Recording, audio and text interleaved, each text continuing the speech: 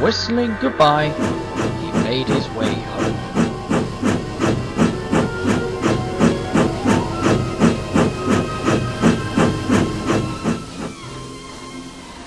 Now it was dark.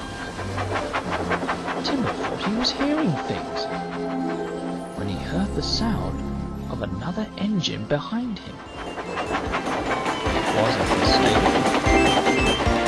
The two engines thundered down the line. Timber was scared. Suddenly he was directed into a siren.